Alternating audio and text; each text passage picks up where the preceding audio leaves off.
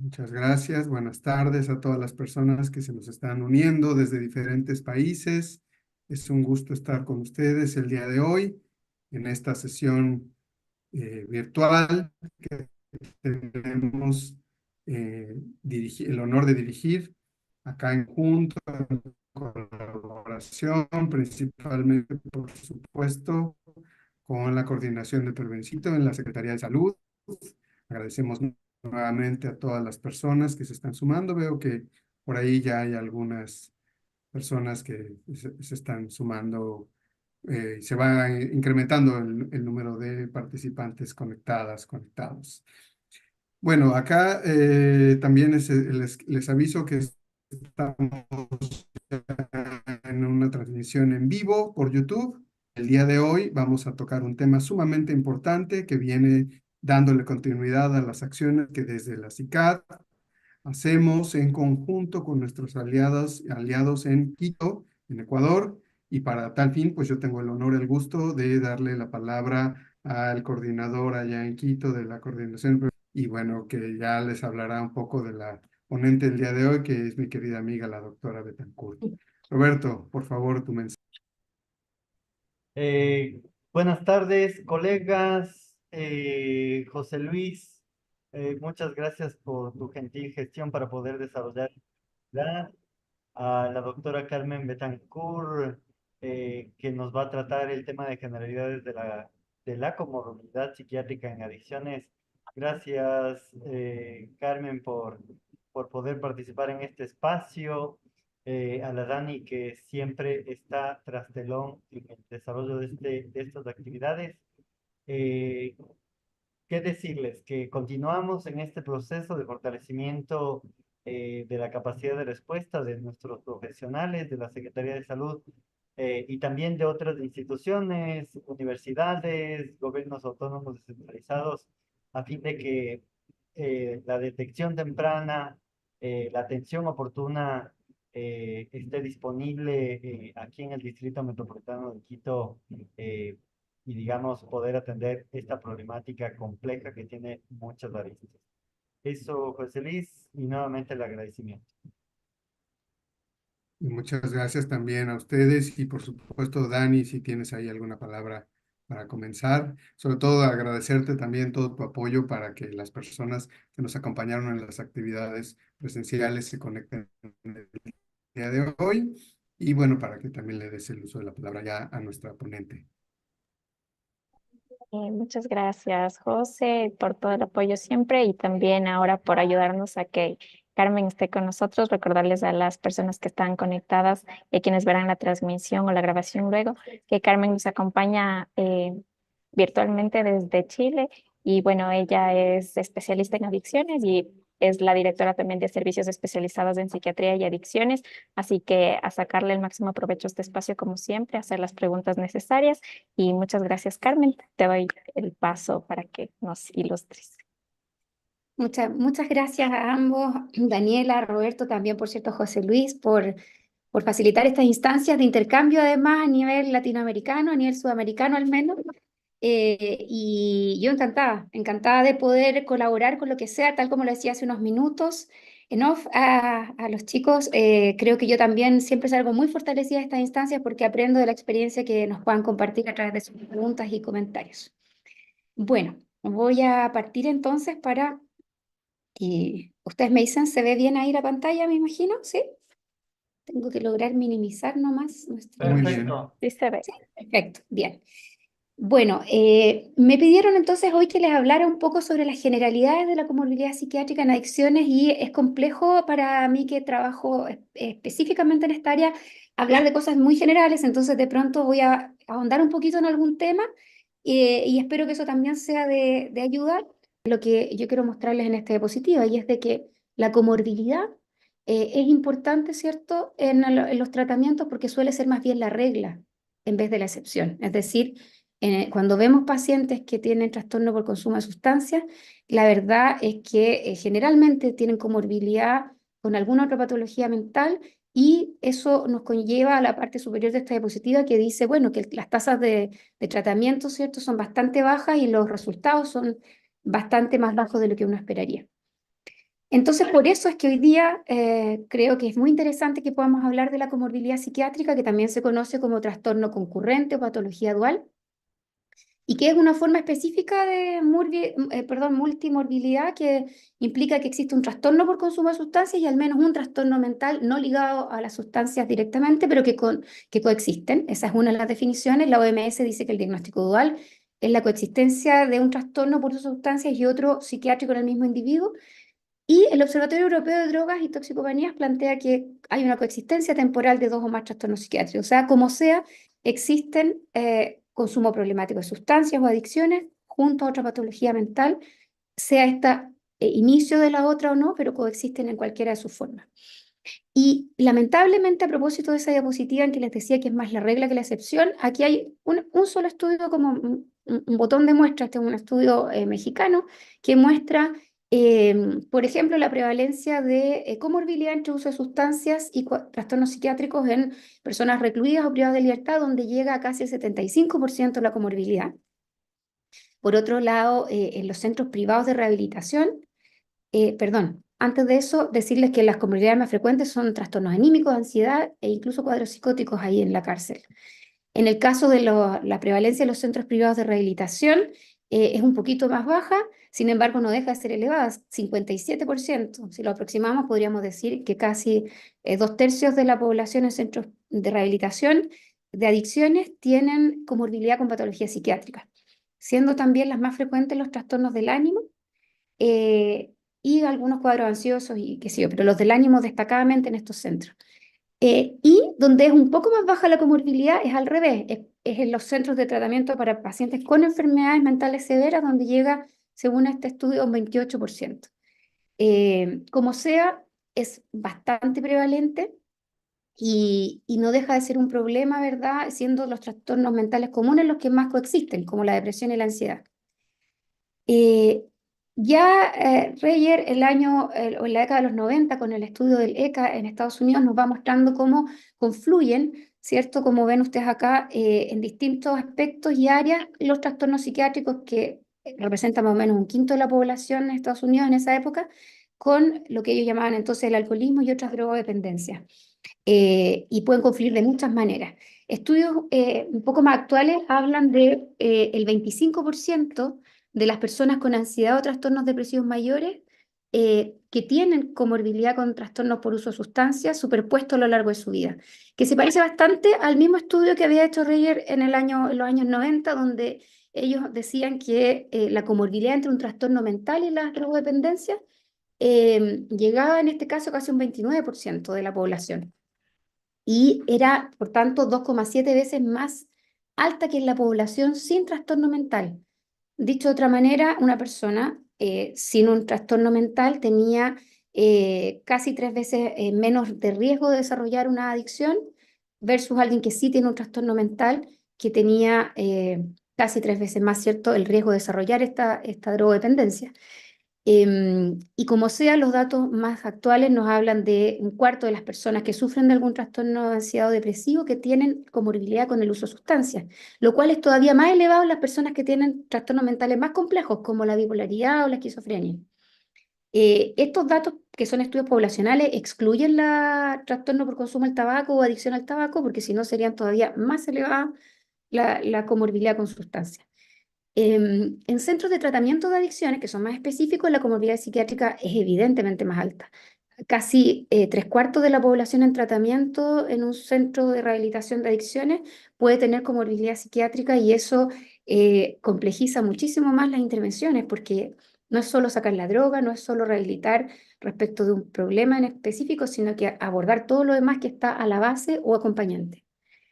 Esta encuesta nacional sobre uso de drogas y salud, que se aplicó a más de casi 70.000 personas en Estados Unidos mayores de 12 años, personas no institucionalizadas, por cierto, nos mostraba que casi el 20% de los adultos mayores de 18 años tenían alguna enfermedad mental, ¿ya? O tenían prevalencia último año de enfermedad mental, y eso incluía, ¿cierto?, un 4,6% de todos los adultos con una enfermedad mental severa, ¿ya?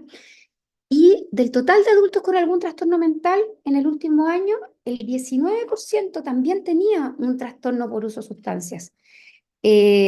Sin embargo, solo el 5% de los adultos no tenía sin ninguna enfermedad mental en el último año tenían trastorno por sustancias. Si ustedes se dan cuenta, la gente sin enfermedad mental en el último año tiene muchísimo menos prevalencia de consumo de sustancias, es decir, la enfermedad mental de base por sí sola confiere un riesgo muy alto de desarrollar una patología adictiva. Y de aquellos adultos con un trastorno mental grave o serio, ¿cierto? Como sus siglas en inglés, en el año anterior, el 28% también padecía de trastorno por uso de sustancias. Es decir, el trastorno por uso de sustancias ya es más prevalente en la gente que tiene trastornos mentales y es aún más prevalente o más elevada su frecuencia de aparición en aquellos que tienen trastornos mentales severos de base, como podrían ser la bipolaridad o la esquizofrenia. Aquí este gráfico nos muestra nuevamente lo que yo les acabo de mencionar y lo destacable acá, por cierto, es que bueno, todas las personas con alguna enfermedad mental de base tienen mucho más riesgo o mucho mayor prevalencia. Como ven acá ustedes en celeste, podríamos decir, y acá en azul oscuro, están las personas que tienen enfermedad mental y la prevalencia de consumo de sustancias en esas personas.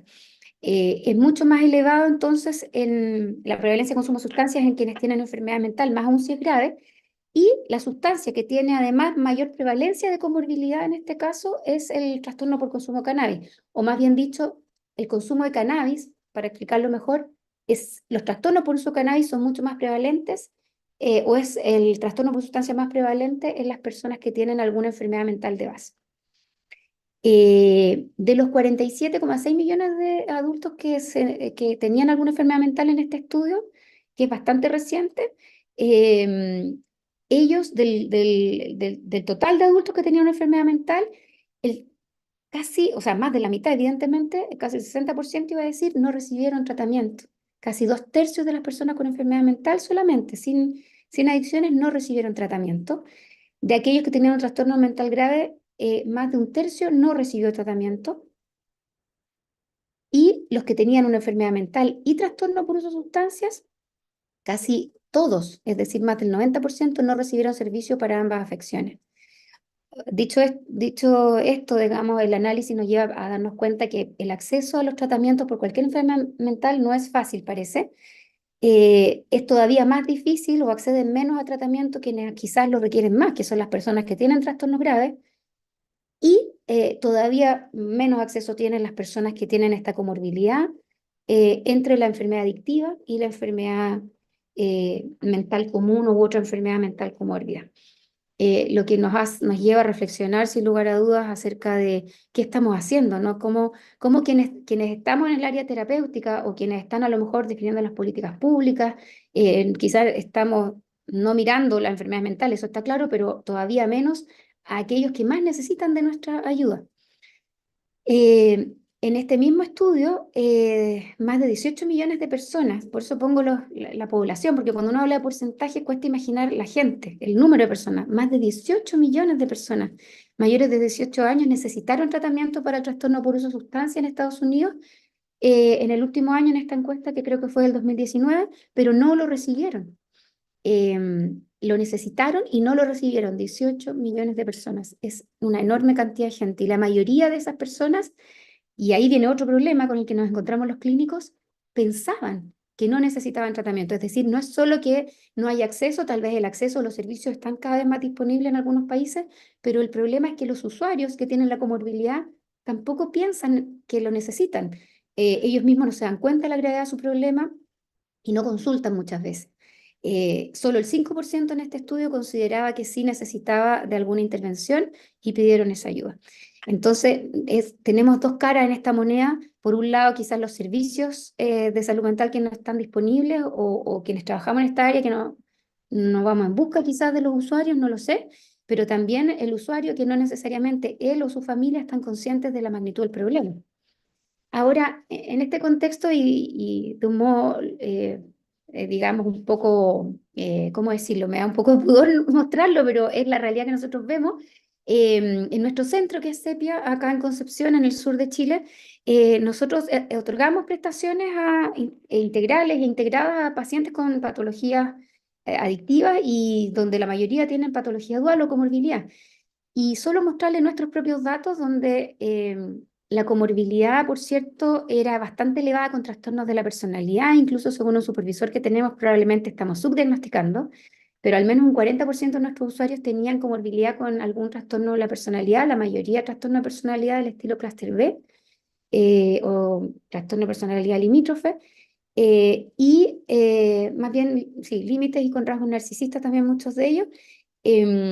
Y el 32% casi tenía comorbilidad con cuadros depresivos, el 23% comorbilidad con cuadros ansiosos y un 8% de nuestros usuarios tuvieron en el año 2022, estos son los datos del 2022, comorbilidad con psicosis.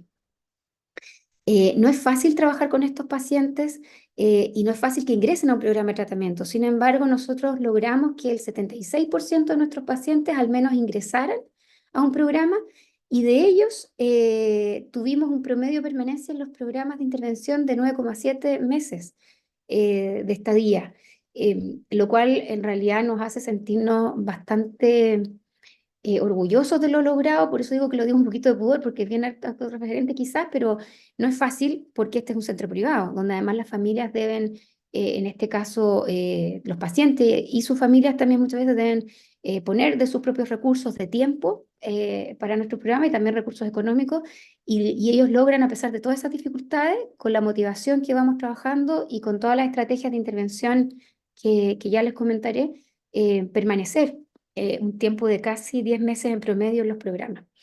Si ustedes se fijan ahí, para ahondar un poquito en la comorbilidad hombres versus mujeres, los trastornos ansiosos fueron bastante más frecuentes en los varones. Y en las mujeres, en realidad, había mucho mayor prevalencia de trastornos del ánimo, trastornos depresivos y alteraciones del sueño, además del trastorno de personalidad límite que se da con mayor frecuencia en las mujeres que en los varones. Estos eran diagnósticos que en general ellos traían previamente y algunos de esos los diagnosticamos nosotros también acá. Me refiero a los trastornos de la personalidad. Solemos evitar hacer el diagnóstico en una primera instancia cuando llegan acá y lo hacemos, es un diagnóstico más longitudinal. Por otro lado, las drogas principales de consulta, si ustedes se fijan acá, bueno, el alcohol, que es una droga legal en Chile, ¿cierto? Era mucho más frecuente en los hombres que en las mujeres, sin embargo, ambas eran muy frecuentes en ambos sexos, destacando bastante también de la mano del alcohol el consumo de cannabis, los trastornos por consumo de cannabis. Así es que yo creo y veo con mucha preocupación la baja percepción de riesgo que hoy día tenemos del consumo de cannabis en la población general. En Chile no es una droga legal, sin embargo se consume en las calles de nuestro país como si lo fuera.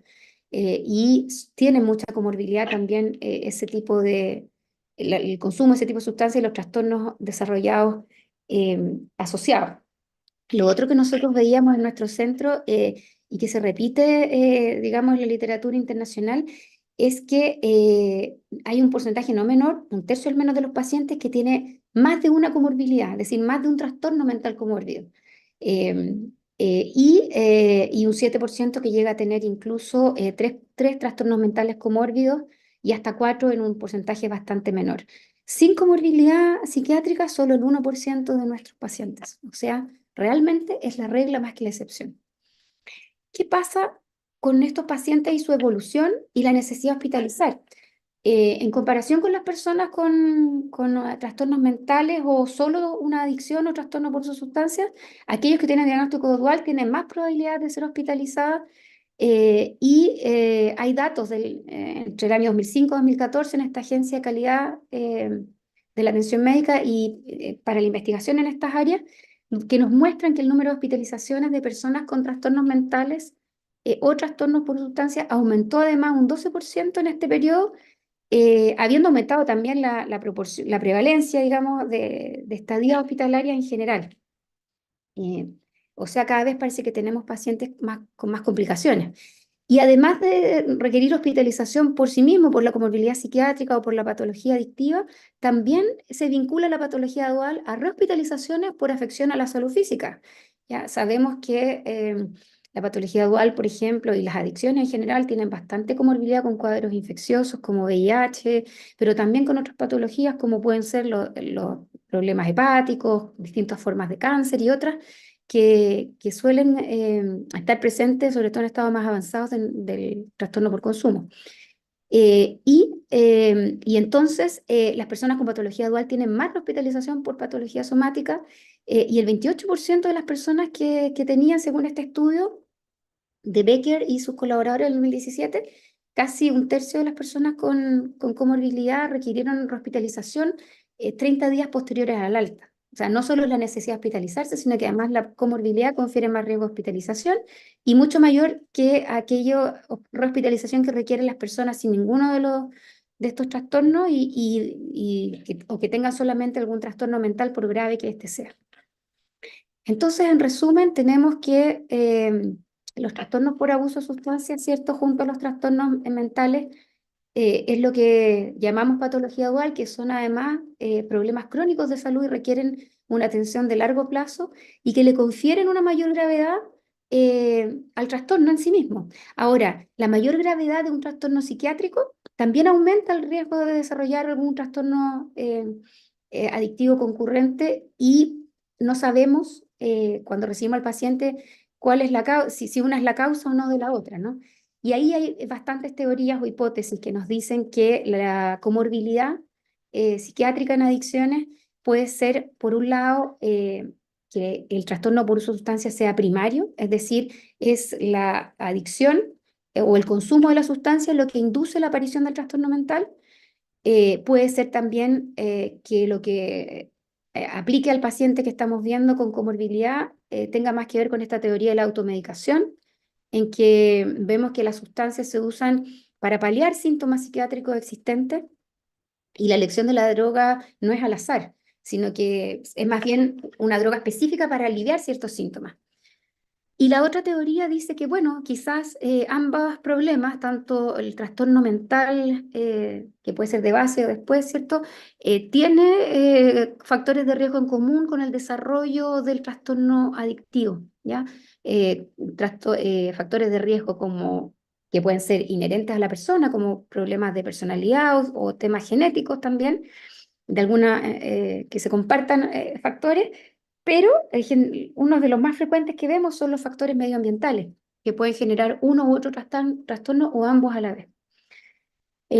Ahora no es una cosa o la otra, generalmente todo esto va concatenado y eso hace mucho más complejas las intervenciones. Y este cuadro es solo para mostrar en el fondo cómo el tener un trastorno por uso de sustancias confiere no solo mucho mayor riesgo de tener un trastorno por otro tipo de sustancias, que llega hasta 4 veces mayor el riesgo que la población en general, sino que también confiere mayor riesgo de desarrollar trastorno bipolar y mayor riesgo también de desarrollar a lo largo de la vida, sobre todo cuando el inicio del consumo de sustancias se produce en etapas tempranas de la vida en que se está desarrollando la personalidad, de generar entonces o de tener comorbidamente un trastorno de la personalidad que suelen ser más frecuentemente trastornos de tipo borderline o antisociales. Los rasgos antisociales lamentablemente los vemos bastante frecuentemente en nuestros pacientes. Ahora yo quiero creer siempre que suelen estar asociados más bien los vemos más evidentemente porque la sustancia ha de alguna manera impulsado el desarrollo de esto. Y desde ahí yo apuesto siempre con nuestros pacientes que si tratamos bien la patología adictiva, podemos empezar a ver o ayudar a las personas a desarrollar aspectos de su vida más honestos y más eliminando o alejando lo más posible estos rasgos antisociales. Lamentablemente la comorbilidad o el riesgo es alto y por eso se los menciono como algo destacado de recordar. Ahora, ¿cómo se asocian las drogas y las enfermedades psiquiátricas? Bueno, puede ser que las drogas de abuso por sí mismas ocasionen la sintomatología psiquiátrica y podría confundirse incluso una enfermedad mental independiente producto del consumo.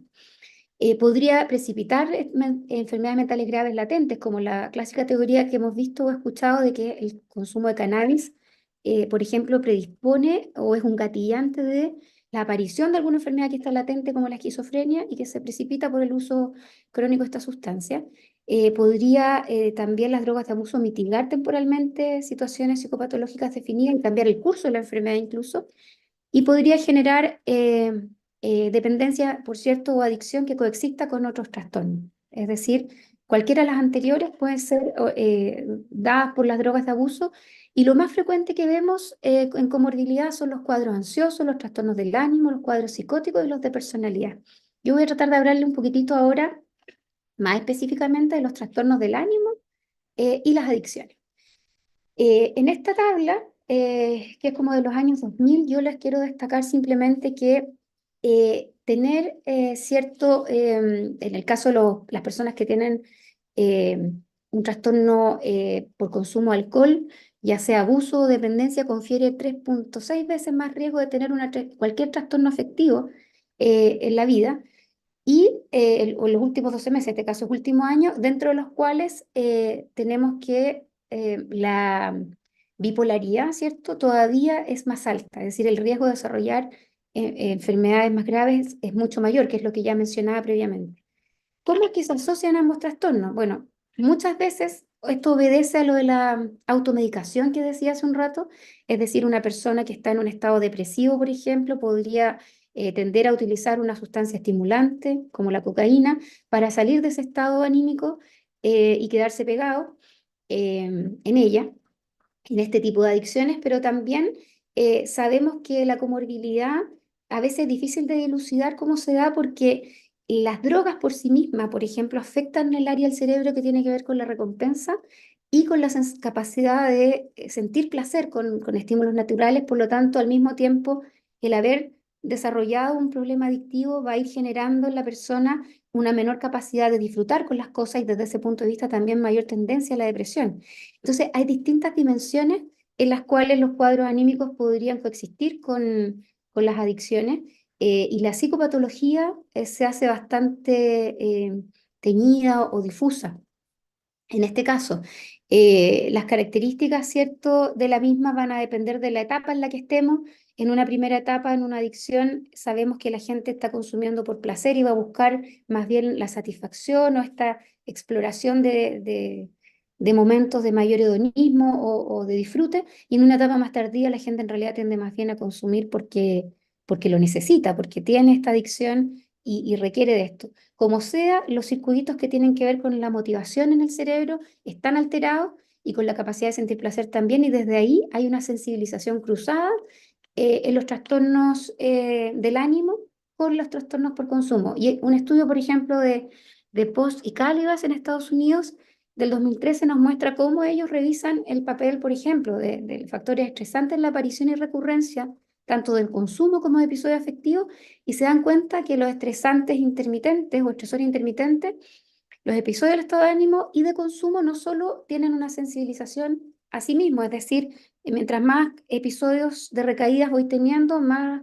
riesgo tengo de tener más recaídas, sino que además sensibilizan para los otros trastornos. Y esto tiene que ver con lo que les decía un poco con esta vulnerabilidad que hay a la base, producto del consumo de la misma sustancia que va afectando áreas del cerebro que tienen que ver con aspectos directamente relacionados con el ánimo, como la capacidad de sentir placer.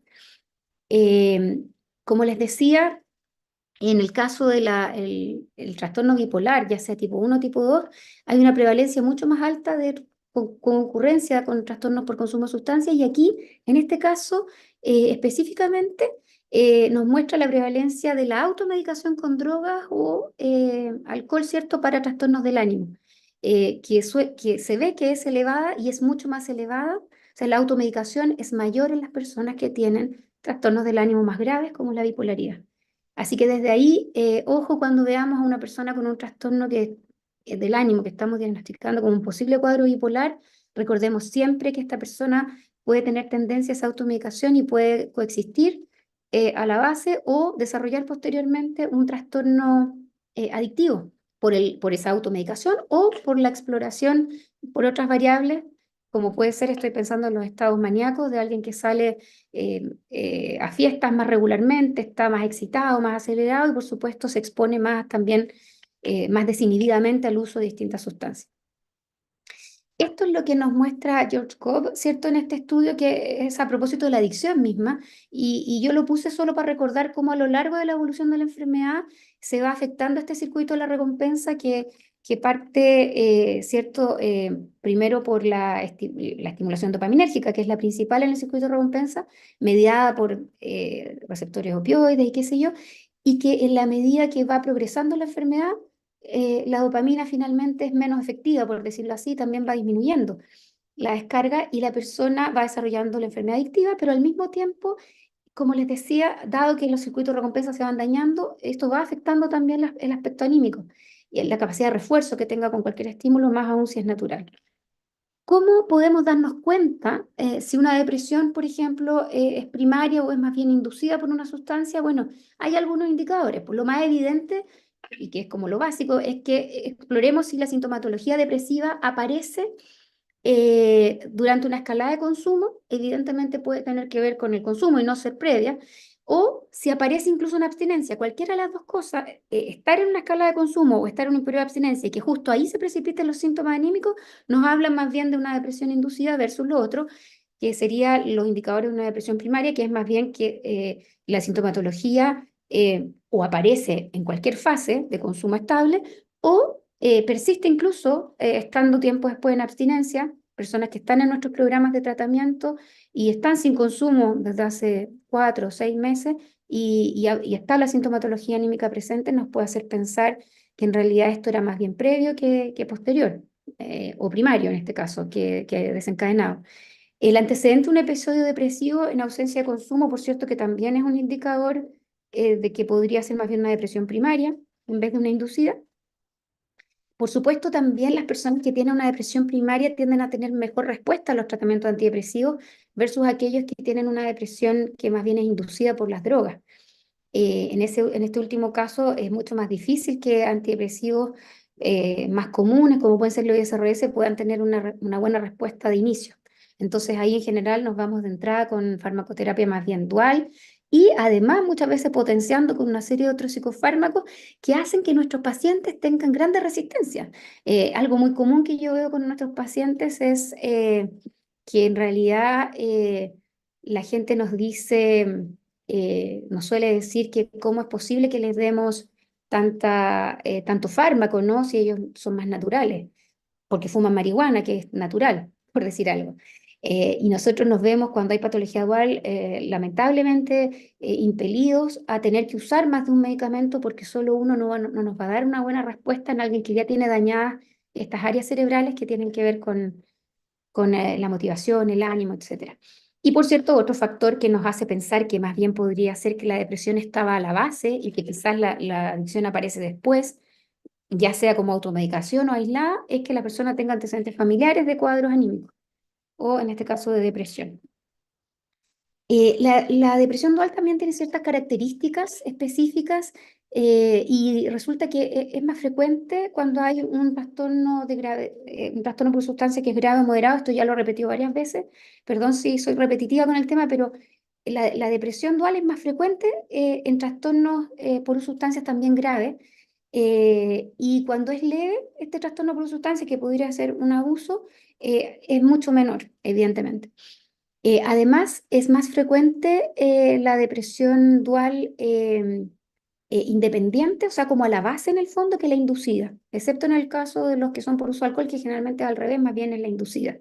La presencia de depresión, ya sea primaria o inducida, también se asocia con un curso desfavorable, o sea, vamos a ver que la característica clínica tiende a la recurrencia, con peor respuesta a los medicamentos, como dije, y además los pacientes duales presentan también mayor prevalencia de intentos de suicidio cuando hay cuadros anímicos. Los pacientes con depresión dual también tienen más comorbilidad médica y psiquiátrica, otros trastornos por ejemplo, que a veces no se consideran mucho, pero que son frecuentes como el trastorno del sueño, que también complejiza todavía más la evolución de la depresión. Así, un paciente que, por mejor antidepresivo que le demos, si no está descansando bien en la noche, no va a lograr una recuperación ad íntegrum de su estado anímico. Entonces, eso también tenemos que verlo. Y lo menciono porque generalmente ese tipo de patología no se considera como comorbilidad psiquiátrica, por decirlo así. Lo miramos bastante como sin importancia. Los pacientes con depresión dual además presentan mayor problemática social y más utilización de recursos sanitarios, incluyendo más hospitalización psiquiátrica, y eso también nos va a hacer pensar, cuando tenemos un paciente que tiene un cuadro depresivo, tiene mucha problemática social, está con una y otra hospitalización o consulta muchas veces y los tratamientos no le hacen efecto, siempre pensemos que posiblemente esta persona no nos está contando todo y tal vez, o nosotros no estamos explorando bien y estamos frente a una persona que tiene adicción a algo, ¿ya? Y por eso la depresión no se nos está recuperando. En el caso de los cuadros psicóticos, de los que también quiero hablar brevemente, tenemos que, bueno, muchas drogas pueden originar cuadros alucinatorios delirantes y tenemos además otras tantas que lo pueden hacer con síntomas afectivos. Las voy a dejar ahí simplemente, yo puedo compartir esta presentación, no tengo problema, salvo los casos clínicos que no los voy a poner, pero lo que les quiero, en la que me quiero quedar, porque son varias, como ustedes pueden ver, me quiero quedar principalmente en la marihuana. ¿Por qué? Porque existe un gran mito de que fumar marihuana no tiene nada que ver con la esquizofrenia, que esto son puras cosas que hemos inventado los psiquiatras para tener más pacientes, poco menos, y mucho menos va a conferir mayor riesgo de otras enfermedades mentales. Y resulta que la realidad nos dice que el uso regular de marihuana sí está asociado con un aumento de riesgo de ansiedad y depresión como comorbilidad, además con psicosis, especialmente entre personas con una predisposición genética. Como les decía hace un rato, podría ser que si nunca fumó marihuana en su vida no desarrolle este cuadro psicótico, sin embargo, al exponerse repetidamente sí lo puede gatillar. Y además, el uso regular e intenso de marihuana, la mayor potencia también de esta sustancia y exposición a temprana edad, pueden todos estos factores afectar negativamente la trayectoria de cualquier enfermedad mental, más todavía si se trata de un cuadro psicótico.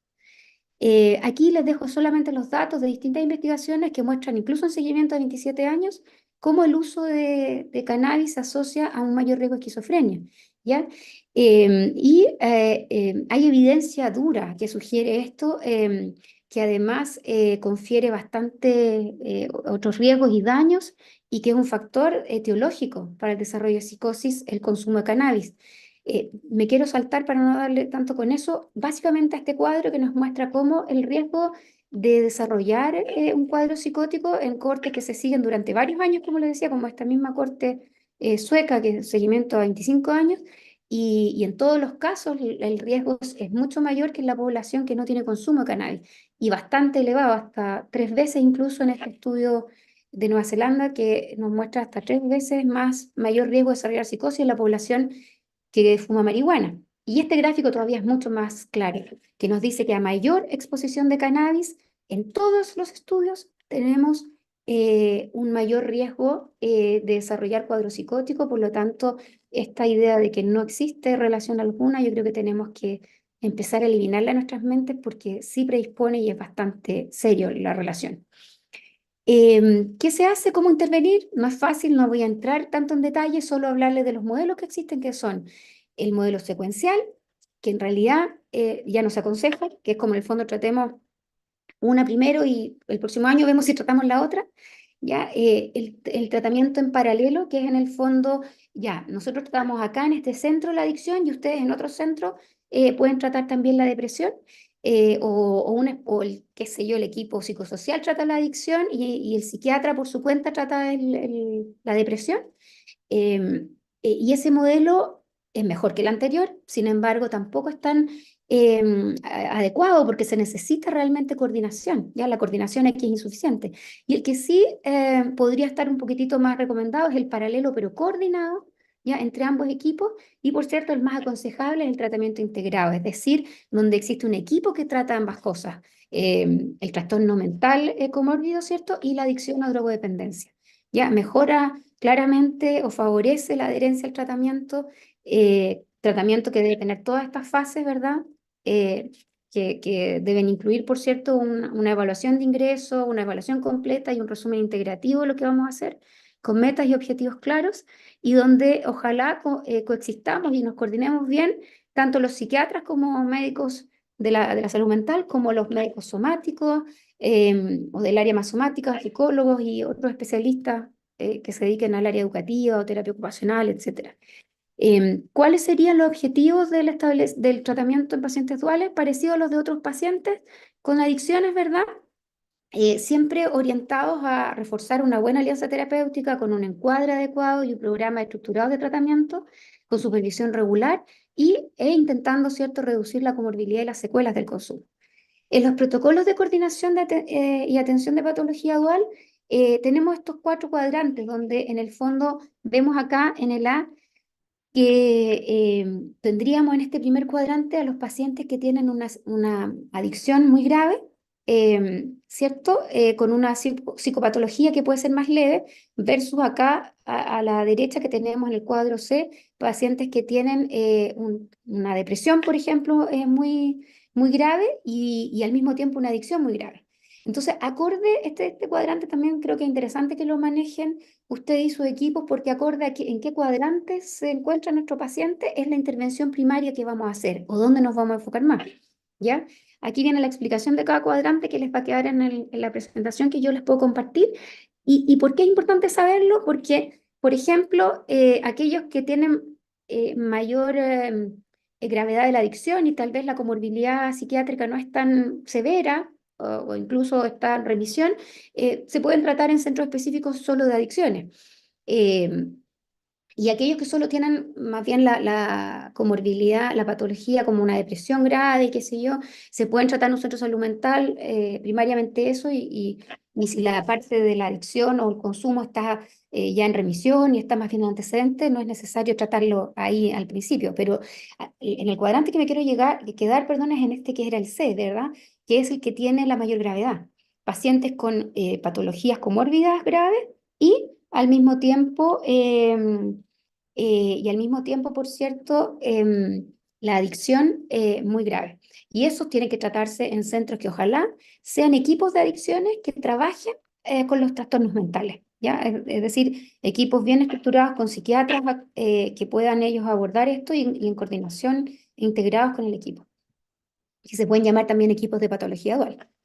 Las fases del tratamiento, parecidas a las de cualquier tratamiento, y solo remarcar que aquí, no sé si venía en esta diapositiva, no sé, creo que me faltó una quizás que ponerla acá, pero tenía que ver con la intervención familiar, ¿ya? El tratamiento debe tener un compromiso y trabajo con la familia que va a tener como objetivo alcanzar cierto acuerdos con la familia y el paciente para tener una buena relación terapéutica con ambos, ojalá y lograr una continuidad de cuidado, es decir, un contacto a largo plazo con el paciente donde podamos ayudarle a prevenir recaídas. ¿Por qué? Porque se ha visto, por ejemplo, que a 24 meses de tratamiento, en el caso de aquellos pacientes, por ejemplo, con esquizofrenia, cuyas familias han recibido algún tipo de psicoeducación y se han comprometido en el tratamiento, solo el 21% de estos pacientes tiene recaídas, versus aquellos que donde la familia no ha participado, ¿verdad? Y el 61% de los pacientes tienen recaídas en sus cuadros o patologías psicóticas. Entonces, sin lugar a duda, el compromiso, la integración de la familia o el cuidador o acompañante es importante. Y para ir cerrando, bueno, transmitirle, ¿cierto?, o recordar en base a esta misma presentación que las adicciones son patologías crónicas altamente prevalentes, que yo digo a veces que podrían llamarse enfermedad de los límites, porque rompen las estructuras, rompen los límites de la persona y también limitan enormemente nuestra libertad individual y social, que confieren entonces como patologías complejas de salud mental el riesgo de otras enfermedades mentales, psiquiátricas y somáticas, y que entonces al desarrollar una patología dual, esto complejiza todavía más el escenario de abordaje de la problemática adictiva y, como les decía, lejos de ser la excepción, más bien es la norma o la regla. Es bastante infrecuente, casi imposible encontrar en servicios ambulatorios de adicciones pacientes que tengan solamente una adicción y que no tengan algún otro diagnóstico. Por otro lado, el mero diagnóstico de un trastorno adictivo deja las otras dimensiones psicopatológicas sin detectar a veces, y eso nos complica bastante el visualizar la comorbilidad. Es difícil distinguir síntomas coincidentes. Hay hartas dificultades para el diagnóstico. Se debe empezar entonces el diagnóstico, ojalá lo antes posible. Y los pacientes duales son pacientes que presentan mayor gravedad psicopatológica y social, ingresan presentan más riesgo suicida y tienen peor adherencia a los tratamientos, así que usan además más recursos cuando se tratan y con pobres resultados lamentablemente si no es coordinado el esfuerzo. Y de esta manera queda bastante justificado que cada vez se empeñen más esfuerzos no solo a nivel asistencial, sino también a nivel de diseño y gestión de recursos para poder mejorar el abordaje y atención de estos pacientes. Bueno, muchas gracias por su atención. Espero con esta presentación haberlos introducido simplemente, porque creo que podemos ahora en los comentarios profundizar un poco más, introducidos en el tema de la comorbilidad psiquiátrica en adicciones, y quedo a su disposición para las consultas.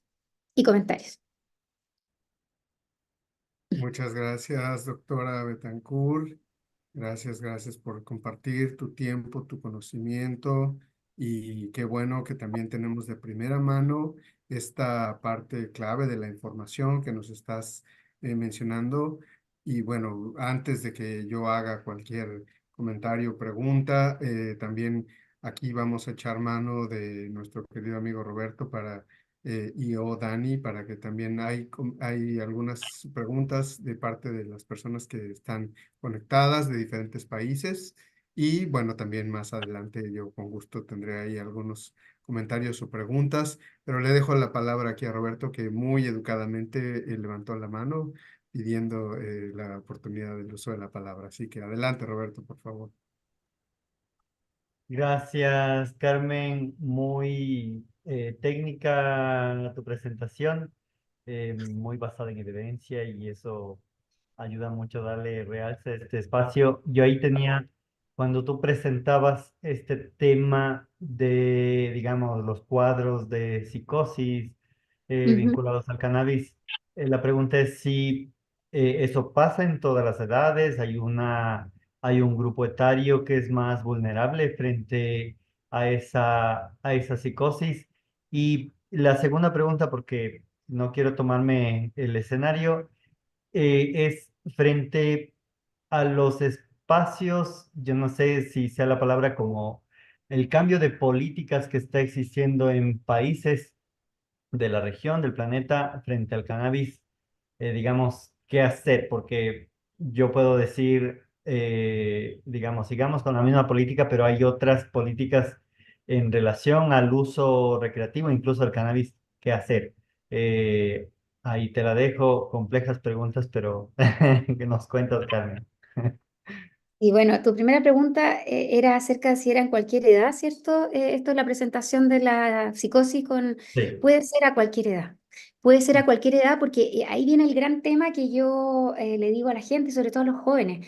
Ninguno de nosotros conoce tan específicamente cómo es nuestro panel genético, cuánto puede ser nuestro riesgo de desarrollar una u otra enfermedad. Podemos intuirlo a través de la historia que nos cuenta nuestra familia, ¿verdad? Que si mi abuelito era diabético, que si mi mamá o un pariente cercano tuvo cáncer y uno dice, ah, yo tengo más riesgo de hacer cáncer de mama, me voy a hacer la mamografía, por ejemplo. En el caso de los trastornos mentales, existe bastante menos información por muchas razones, entre ellas, ¿cierto?, el estigma que existe sobre las enfermedades mentales, por lo tanto, muchas veces uno no conoce la historia de algún familiar que haya tenido algún tipo de adicción o algo así, o algún trastorno mental como esquizofrenia, por ejemplo, a veces eso es oculto en la familia. Eso por un lado, y al mismo tiempo no tenemos aún el acceso a test genéticos ampliamente difundidos en la población donde diga, ah, por ejemplo, este, qué sé yo, esta expresión de la valina, etcétera, entre los aminoácidos o lo que sea, es mucho más, en este caso yo lo tengo más marcado y me confiere más riesgo de psicosis, que es algo que se ha visto en cannabis. Como eso no existe, la sugerencia, por cierto, es, primero que todo, y yo lo digo, es no utilizar estas sustancias. Y en el caso de las que ya son legales, utilizarlas, ¿verdad? Como en Chile, que el alcohol, el tabaco y algunas otras de uso médico, usarlas con mucha precaución, las que son con de uso médico solo bajo prescripción médica, por cierto, y con mucha precaución y esporádicamente. Entonces, puede ser un joven que tenga apenas 15 años y que está debutando en su consumo de marihuana y bueno, lo usó 3 meses seguidos y de repente se encerró en la pieza, empezó a mirar al techo, empezó a escuchar voces, ¿cierto? Y tuvo todo este planeamiento afectivo, etcétera, y desarrolló una esquizofrenia, por ejemplo. Ahora, lo que yo más suelo ver son, por ciertos jóvenes digamos, de 20 a 30 años, es la población que yo veo que va, varones entre 20 o, yo diría incluso entre 20, sí, 20 30 años, que suelen utilizar cannabis diariamente o al menos 3 veces a la semana, que seguramente tienen alguna psicopatología de base que ellos no conocían y que se estaban automedicando con la cannabis para regular eso, para bajar la ansiedad, para dormir, lo que sea, y que pueden desarrollar estos cuadros psicóticos y que muchas veces los desarrollan también asociados, no siempre, asociados al uso esporádico, muy esporádico, de algún tipo de alucinógeno como está de moda hoy día en Chile, como los hongos. hongos alucinógenos, que esta moda de que todo lo que es natural es bueno, ¿no? Todo lo que viene de la naturaleza, como es una plantita, como es un honguito, no pasa nada. Y resulta que los hongos más venenosos están en la naturaleza, los venenos más graves para el ser humano están en algunos peces o en algunas plantas, por lo tanto, que sea natural no lo hace menos riesgoso. Y en esta baja percepción de riesgo, como es natural, es menos riesgoso, nuestros jóvenes usan, de repente mezclan la plantita cannabis con un honguito, y aunque sea una vez, y se gatilla la psicosis. El problema además está en que tenemos baja percepción, a ver cómo decirlo, las familias tienden a normalizar conductas que son psicóticas. Como que la gente se guarda el discurso de lo que está pensando y todo para sí mismo, pero la conducta es errática y la familia dice, está como raro, pero y no lo llevan a consultar a tiempo. Y a mí me ha tocado ver pacientes que llevan un año en estas condiciones y ahí recién la familia consulta y el paciente está absolutamente psicótico. Entonces, bueno, no sé si me extendí mucho con la respuesta, pero es a cualquier edad, depende de los factores predisponentes que uno tenga, por cierto también de la frecuencia de consumo, pero a veces basta un par de consumos para desarrollar un cuadro psicótico y bueno, ni hablar de los cuadros ansiosos. Los trastornos de pánico a veces se pueden gatillar con un solo consumo de marihuana y quedar ahí como activos durante mucho tiempo. Y la segunda pregunta era acerca de las políticas, creo, ¿no? Eh, que era en el fondo si la legalización tenía que ver con eso. Diferentes políticas que están pasando en los países vinculadas a Mm, la regularización y a la, sí, legalización que tiene que ver con este consumo recreativo. ¿Qué mm. hace? O sea, yo lo que puedo ver es que tenemos hoy día, y esto es un análisis quizás más social, tenemos varios problemas actualmente en nuestra sociedad. Una de ellas es la facilidad de acceso a todo tipo de sustancias. No solamente estamos hablando de la marihuana. En nuestro país, por ejemplo, el Chile de hoy es bastante distinto socioeconómicamente al Chile en el que yo crecí en los años 80. Desde este punto de vista, las personas tienen más acceso, no solo porque haya más sustancias, sino porque hay más dinero para adquirir las sustancias, ¿verdad? Dicho esto, yo creo desde lo muy personal que en la medida que facilitamos el acceso de las sustancias a la población, en una sociedad que además ha perdido el control de varias otras cosas, pensemos, no tenemos límites. Ya, por eso hablé de la enfermedad de los límites. Nos cuesta mucho en una sociedad, en un mundo en el cual los seres humanos hemos resuelto tantos problemas. ¿Ya? Voy a parecer súper vieja al decir esto, tal vez sí lo soy. Llegamos a la luna, ¿hace cuántos años, cierto? Llegamos a la luna. El hombre llegó a la luna, ¿qué nos puede detener? No tenemos límite. Entonces lo podemos todo, yo puedo controlar todo y hoy día nos comunicamos, imagínense, ustedes están por allá, yo estoy acá en Chile y estamos teniendo esta conferencia, así que ¿cuál es mi límite? No tengo límite y no tengo límite para consumir tampoco, por lo tanto se necesita regulación. Yo creo que el Estado tiene que regular y mi punto personal de vista es que la legalización de las drogas de abuso no es el camino. ¿Ya? Porque lo que hemos visto es que en los lugares donde sí se ha legalizado no necesariamente ha disminuido el consumo, muchas veces aumenta, o sea, lo que hemos visto es que en general aumenta, con la comorbilidad de la mano. Y la comorbilidad no solo psiquiátrica, sino los otros problemas asociados como aumento de la accidentabilidad, violencia y otras cosas asociadas. Y además, tampoco ha disminuido el narcotráfico, tampoco. Ellos siempre se las van a arreglar, o la gente que quiere ir en paralelo, digamos, de la ley por cualquier cosa para sacar el partido, lo van a hacer igual. Y mientras más corramos el cerco para facilitarlo, más fácil, van a haber otro tipo de carteles, no sé cómo decirlo. Entonces, no quiero meterme ahí porque no es mi área, pero en mi experiencia creo que tenemos que limitar el acceso, poder decir, ¿sabe qué no? No, y los padres, y con esto cierro, y esto es más del hogar, los papás, las familias, tenemos que entender el riesgo de estas drogas para poder también decirle que no a nuestros seres queridos, po. A nuestros adolescentes sobre todo. Los adolescentes siempre van a querer explorar y lo pueden hacer, ¿no? Pero si los padres son condescendientes con eso, ellos siempre van a buscar un límite más lejos. Entonces hoy día en Chile, antes era como en nuestro país antes era como una cosa así como una osadía fumarse un pito, como decimos acá. Y era como, ¡ay, mira, te fumaste un pito! Era como la gracia, era de lo que se reía la gente. Hoy día fumar un pito es tan normal, que entonces ahora fumarse un pito lo hace cualquiera, por lo tanto me fumo el pito, pero también consumo hongo y también consumo otra cosa y ahí, como le mostraba con los datos duros que me mostré ahí, aumenta más el riesgo de la comorbilidad. Eso. Espero no haberme extendido mucho y haber sido clara. Bueno, muchas gracias, Carmen. Tenemos varios saludos, están conectados de algunos lugares y también felicidades por tu ponencia. Hacen llegar algunos comentarios positivos y tenemos también algunas preguntas que me voy a permitir leer para que por favor nos puedas ir ayudando. También posteriormente vamos a poder abrir el micrófono para un par de personas, un par de preguntas y vamos a ir contestando. Tatiana Tamayo nos dice, ¿qué artículos científicos recomienda en torno al tema de la comorbilidad? Ay, bueno, yo creo que las guías del SAMSA, que es el Centro de Salud Mental y Adicciones, ¿cierto? Que es de CICAT, creo, ¿no eso? ¿Sí? No, no lo sé. No sé qué es pero Es en de el, Estados Unidos, es del Servicio de Nacional. Estados Unidos, de Servicio Nacional de Salud SAMSA Mental, en el es, fondo. Y exacto, SAMSA es en los servicios de salud mental en Estados Unidos, sí, eso. que está Bueno, disponible en inglés y en español. está disponible en español, yo lo tengo, bueno, José Luis también lo tiene y cualquiera de nosotros lo busca y de todas maneras está en la bibliografía. O sea, yo les voy a dejar el PDF si lo quieres compartir con quien te lo pida o me lo pueden pedir ahí ha viajado mi correo también. Yo se los comparto, ningún problema y es de libre acceso. Eso es lo que yo más recomiendo porque ahí están Mm. todos los datos actualizados 2019, no, 2020. El último que Sí. tengo acceso es del 2020 y son con los estudios 2018-2019. Entonces son datos En bastante el caso del recientes. PDF, Carmen, con gusto yo lo vamos a subir a nuestra red en ISOP, tanto en la red de tratamiento como tenemos ahí una red para los servicios de Ecuador y bueno, hay una red específica de comorbilidad. Ahora que cierren este webinar más adelante, automáticamente su explorador va a abrir ahí una dirección que es la red de comorbilidad de ISOP.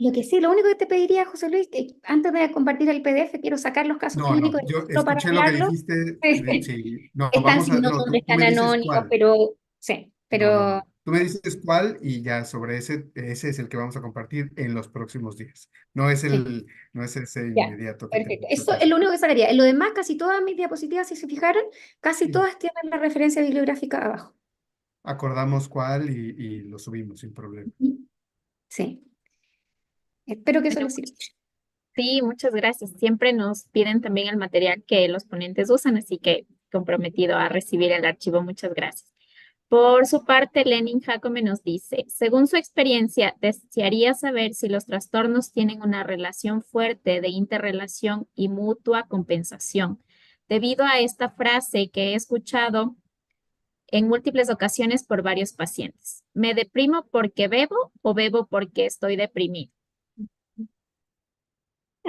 Bueno, exactamente, qué interesante eso, relación y mutua compensación. Me pareció muy interesante la frase porque efectivamente eh, muchas veces no vamos a llegar al origen, ya no vamos a saber qué fue primero, como decimos, ¿cierto? Creo que en Chile y en el mundo hispánico, ¿qué es primero el huevo o la gallina? ¿No? Lo que sí está claro es que si están tan interrelacionados, tenemos que tratar ambos y eso parte por parar el consumo de la sustancia. O sea, siempre el tratamiento debe ser integrado, pero detener el consumo de la sustancia en cuestión debe ser una condición sine qua non para poder tratar la otra. ¿Ya? No podemos tratar un cuadro depresivo en una persona que está recurrentemente consumiendo cocaína, porque si no consume cocaína se deprime. No sé si me explico. Entonces, sacar la sustancia de la escena es básico para cualquier tratamiento, finalmente. Nosotros decimos acá a nuestros pacientes que el problema de hacer un tratamiento con alguien que está consumiendo activamente es que no tenemos mente tampoco para ningún tipo de proceso. Nosotros en CEPI al menos trabajamos en este centro especializado en psiquiatría y adicciones, trabajamos con personas que tienen que estar en abstinencia. Por cierto, entendemos que las recaídas pueden ser son parte de la enfermedad, es una enfermedad crónica, pero que al menos esté, por un lado, la intención de detener el consumo y que tengamos al paciente sin consumo activo. ¿Se entiende? Una cosa es la recaída, que la detenemos, tratamos de ayudarlo a detener rápidamente, y otro es el consumo activo que es cada cierto tiempo regularmente estar consumiendo. Ahí no hay mente posible para ningún proceso psicoterapéutico, la psicofarmacología tampoco tiene lugar porque estoy dando fármacos que van a arreglar la cosa por aquí y la droga va a dañar por acá o va a ocupar receptores que no va a permitir la acción del antidepresivo, por ejemplo, etcétera. Entonces, es complejo y es necesario entender que si bien hay una relación y mutua compensación, hay que evitar esa necesidad de compensación con la droga para poder tratar el cuadro anímico, por ejemplo. No sé si Muchas gracias. eso es- Tenemos también un par de preguntas por parte de Keira. No sé si Keira, tal vez estás por ahí. Te damos paso para que puedas hacerlas tú mismo a través del micrófono.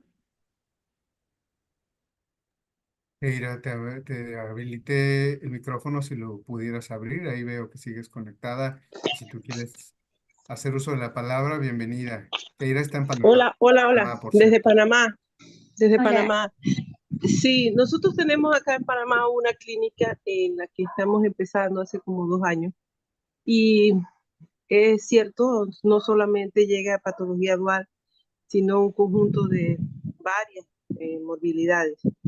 Mi pregunta va dirigida hacia en qué momento, eh, hasta dónde podemos llegar nosotros como ambulatorios en una clínica, eh, Mm. porque realmente las cosas a veces se nos complican bastante, y más cuando tienen hasta 3 diagnósticos: Mm. trastorno bipolar, trastorno de la personalidad y un trastorno mixto, por ejemplo, de ansiedad y depresión. Entonces, ¿hasta dónde llegar con un tratamiento ambulatorio? Esa es pues mi pregunta, y es espectacular su exposición. Gracias. Gracias, Keira, y muchas gracias por conectarte desde Panamá. Qué bonito ver la conexión latinoamericana. Gracias, Eh, gracias. yo lo que puedo responder a eso es que, bueno, ¿hasta cuándo tratar ambulatoriamente, hospitalizar? Eso va a depender de cada caso.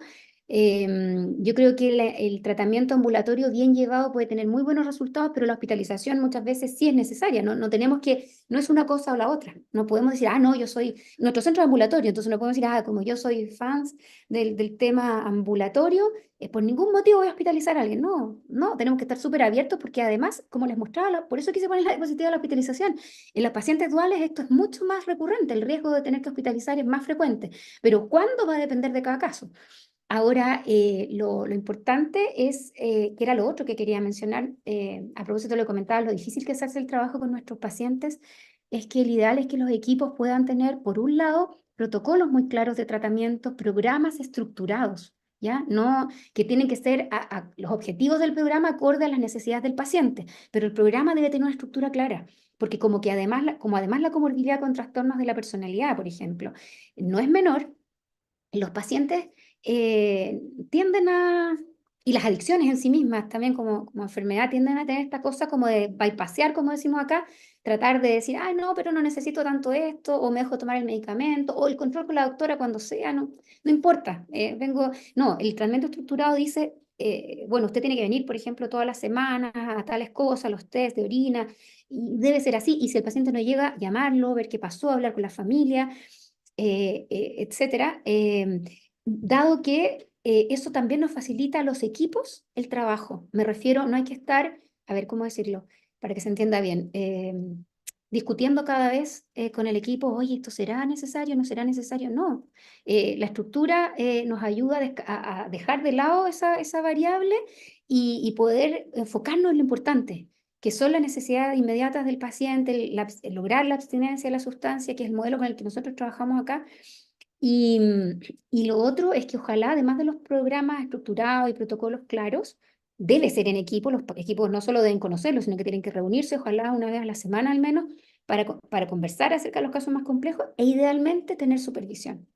Ojalá, ya ahí eso, yo sé que es como harto, pero ojalá supervisión, aunque sea una vez al mes, ojalá todas las semanas, con alguna especialista que sepa el tema, o que de alguno de los temas. Por ejemplo, en nuestro centro actualmente nosotros tenemos supervisión, hemos tenido distintos tipos de supervisiones, de las terapias grupales, de las terapias familiares, y ahora estamos con supervisión respecto del tema psicoterapéutico individual. Estamos en supervisión con un psicoanalista. Nosotros trabajamos con terapias cognitivo-conductuales, la prevención de recaídas, lo que ya todos conocemos, y también psicoterapias individuales de tipo psicodinámico y cognitivo-conductuales, estratégicas, que son muchas orientaciones psicodinámicas que vamos viendo acorde al paciente, a la etapa, etcétera.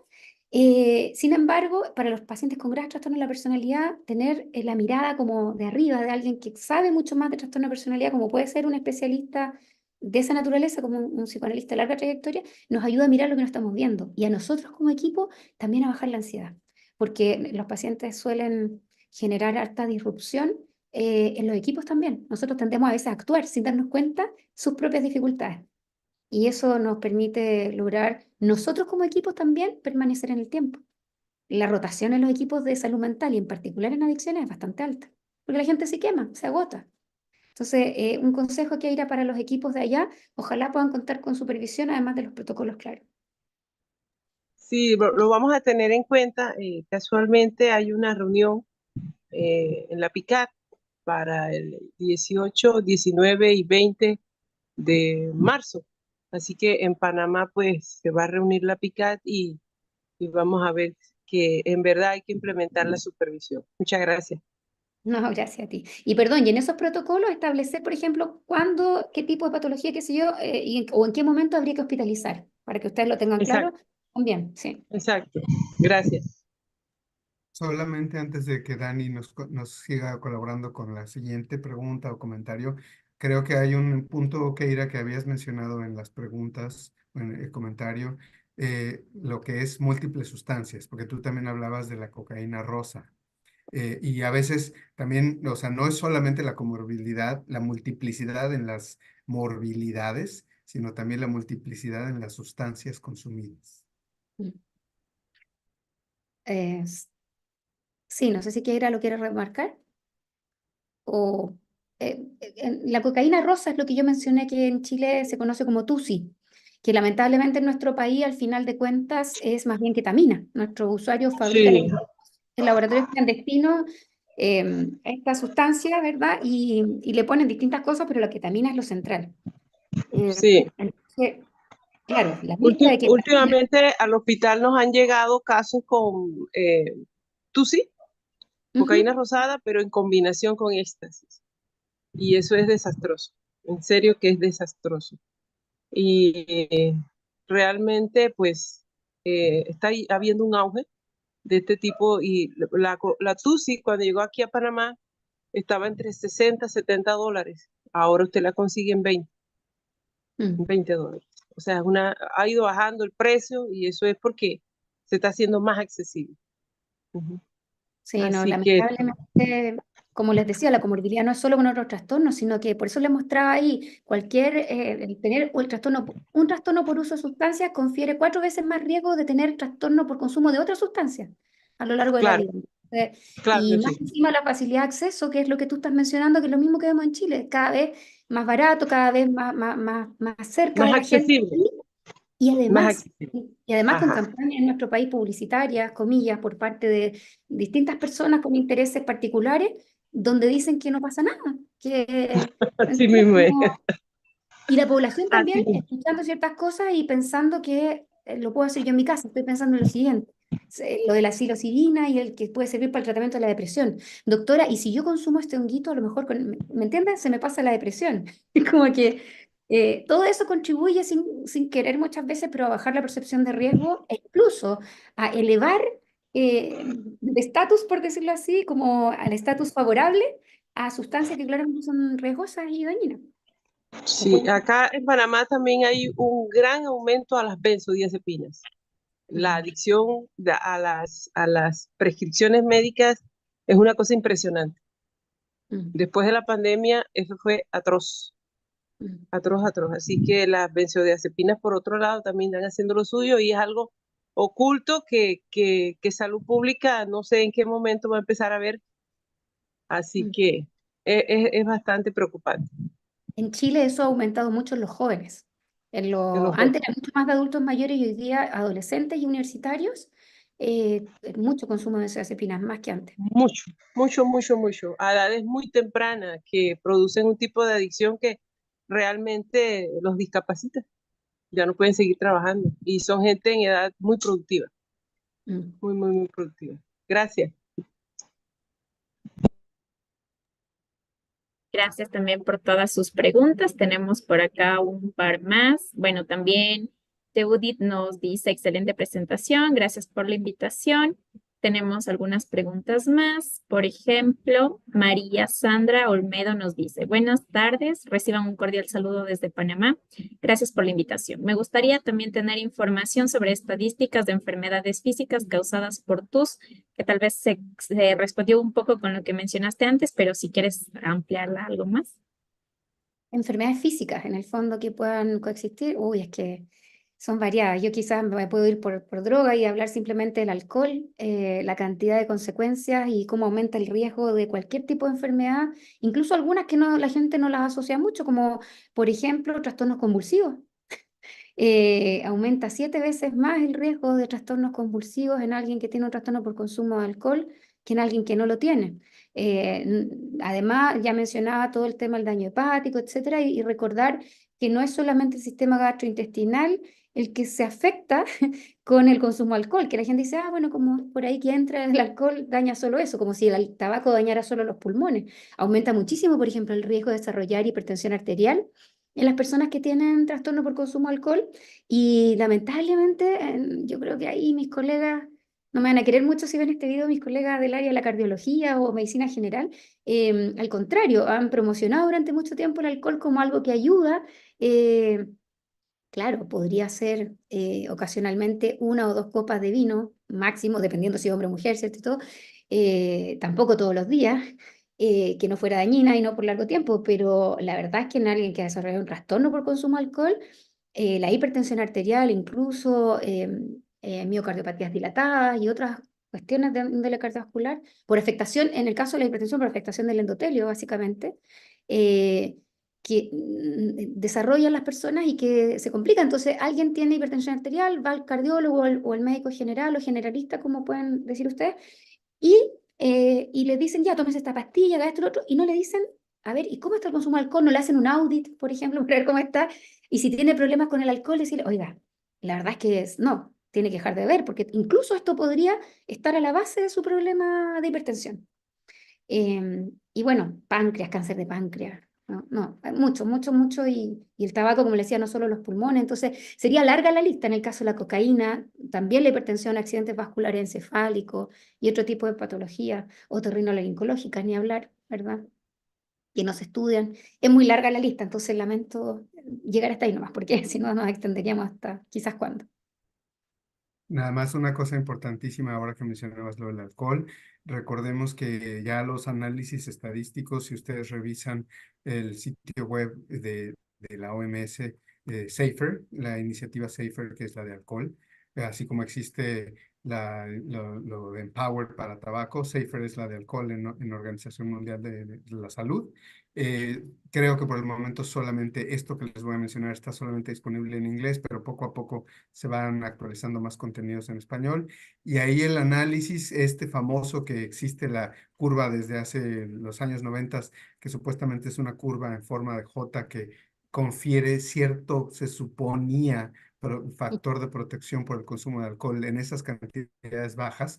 En realidad, se sabe hoy en día que es es un error estadístico mal calculado, con lo cual esas gráficas son engañosas.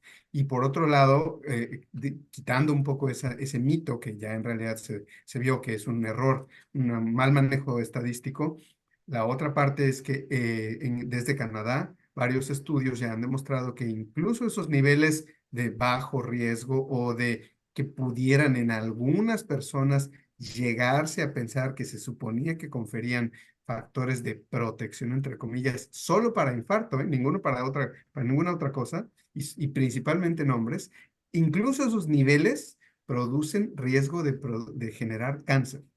Entonces, también ahí es siempre el riesgo-beneficio de lo que pensamos que puede ser como positivo, como atribuible a esos niveles de alcohol. En realidad, hoy en día sabemos que no es así. Gracias por ese alcance, José Luis. Muchas gracias por ampliarnos también más información. Y bueno, solamente quería también hacer eco de lo que mencionaba Carmen sobre la importancia de trabajar en el equipo integrado, ¿no? Que si bien paralelo puede servir, siempre tiene que ser mejor integrado.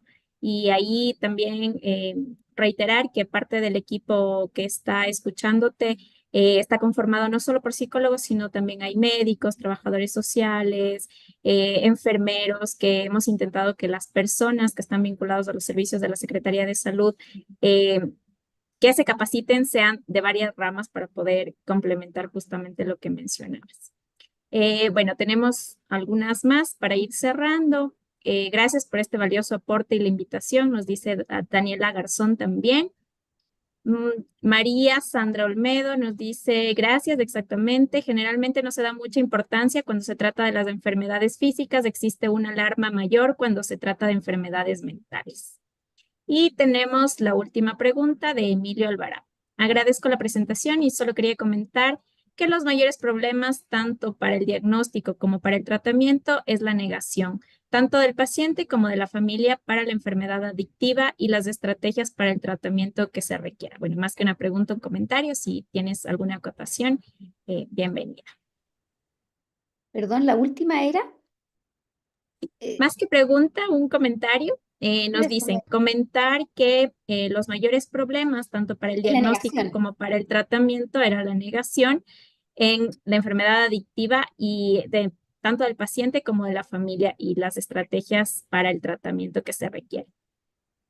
Bueno, ese es un gran problema.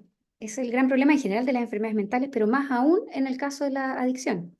De hecho, recuerden, por eso dije las enfermedades mentales, que un criterio de gravedad de una depresión mayor es que la persona no crea estar enferma, ¿me explico? Sino que tiene una maldición o qué sé, o que es culpa de él, ¿no? Que me merezco todo esto malo que me está pasando y en ningún caso considerar que tiene una enfermedad depresiva. Entonces, en todas las enfermedades mentales, mientras más grave es el problema, menos conciencia de enfermedad hay. Y las adicciones no son la excepción, además de que afectan justamente en su neurobiología áreas del cerebro que tienen que ver justamente con la capacidad de tomar conciencia y acciones de cambio para salir de ahí. Entonces las estrategias que en general se utilizan y que son las que tienen mejores resultados son las de índole motivacional.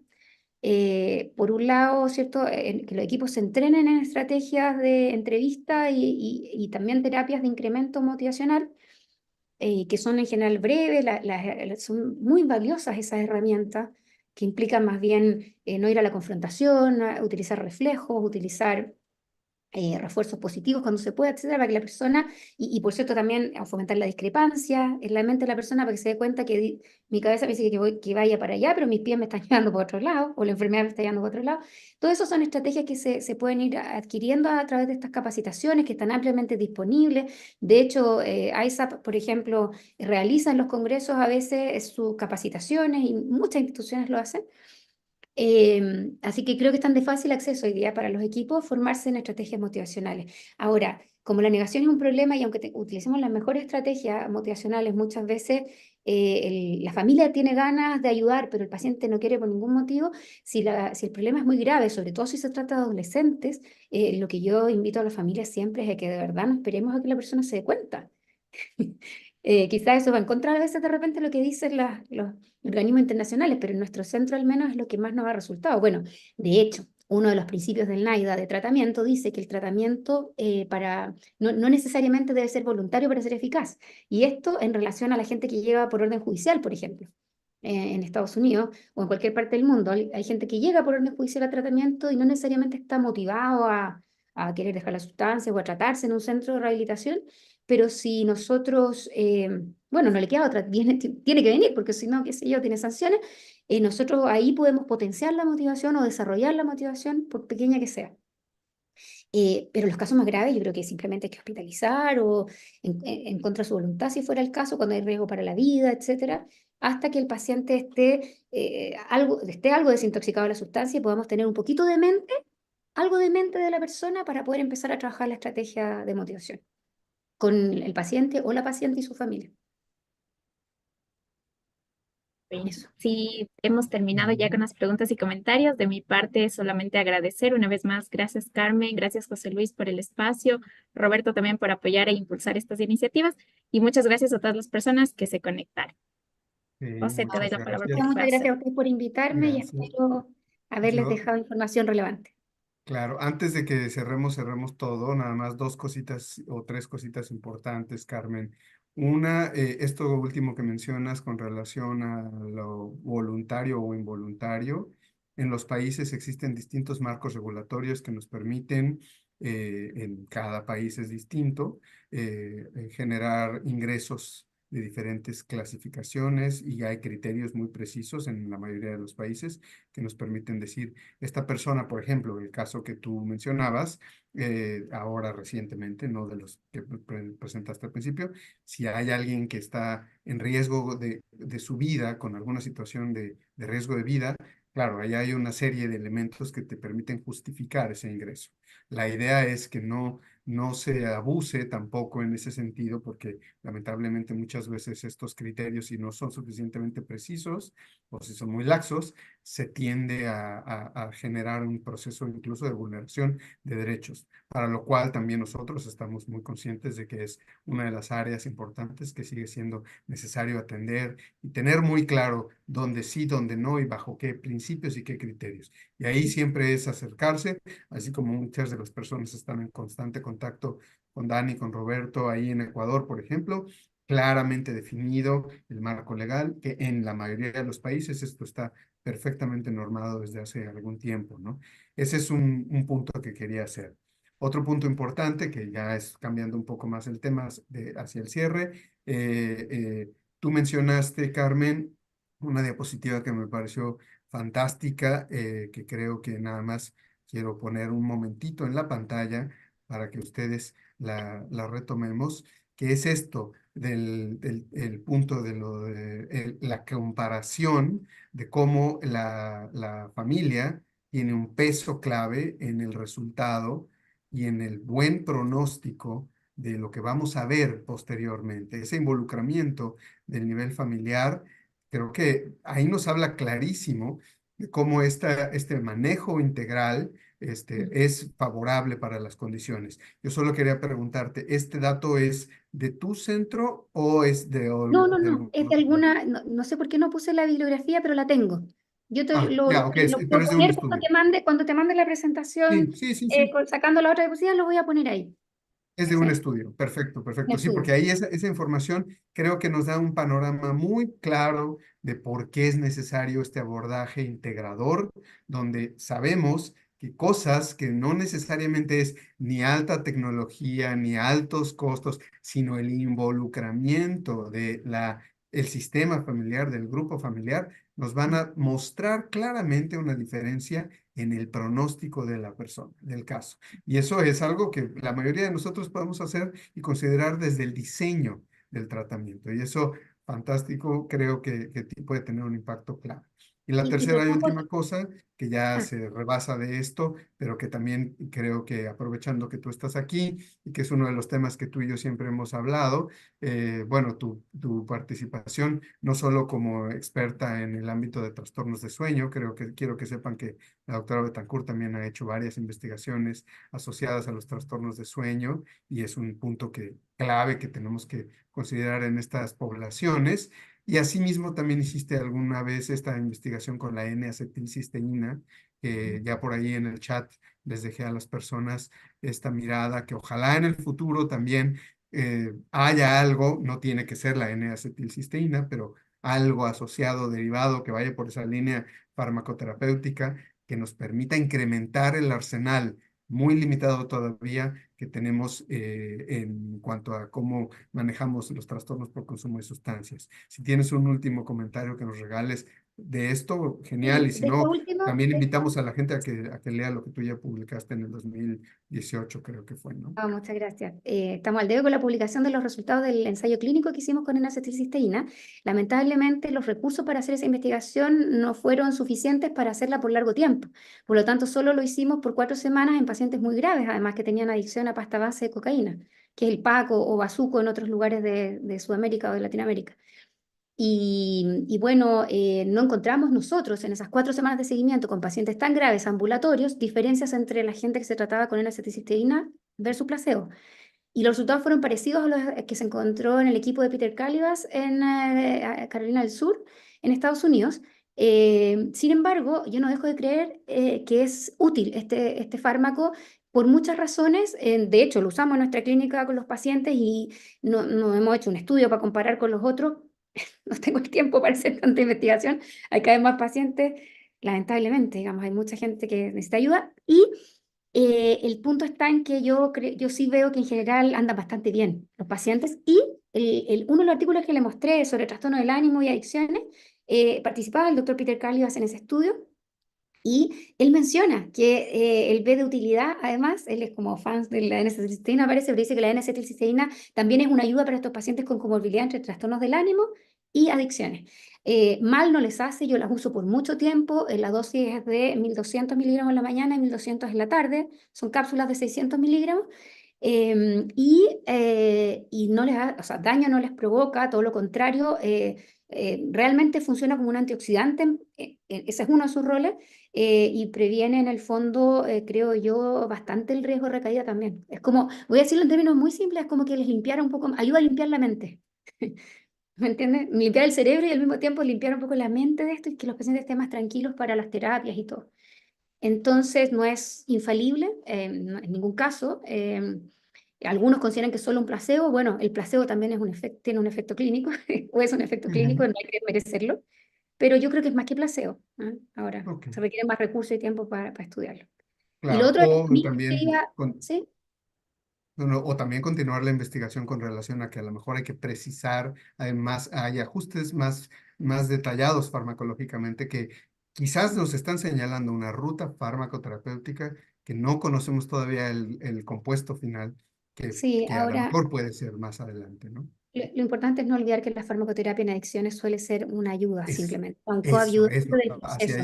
No, no hay un hacia fármaco allá que iba yo. convierta esto, ni una vacuna, ninguna cosa, y Es, por lo tanto tenemos que trabajar por largo plazo con los equipos y los pacientes y sus familias, y a eso quería llegar también, la importante del acompañante o los acompañantes en los procesos de rehabilitación. Esto implica un cambio de estilo de vida, un cambio de mirada, una profundización en la conciencia del problema, etcétera. Y ahí, con eso quería cerrar lo que dijiste hace un rato, la acompañante, digamos, que puede ser familiar o otra persona, idealmente la familia, son muy importantes. Nosotros en CEPIA le pedimos a todos los pacientes que se integren al proceso al menos con una persona, que sea, ojalá, la persona más cercana con la que tengan para trabajar en el ámbito relacional, alguien que nos ayuda también en la prevención de recaídas fuera de nuestro centro y que, no, que ayuda al paciente también a darse cuenta cuando está en dificultades. Eso. claro, que no hay una solución mágica, no es que sea la pastilla mágica, No, porque pero ahí yo a lo que estaríamos voy lo es mismo que que la es droga. Estaríamos exacto. haciendo lo mismo que buscan los pacientes con la droga, la solución mágica. Exactamente, pero sí creo que también la realidad es que cualquier otra herramienta que nos abone, que nos ayude, que aporte al beneficio, también va a ser de utilidad.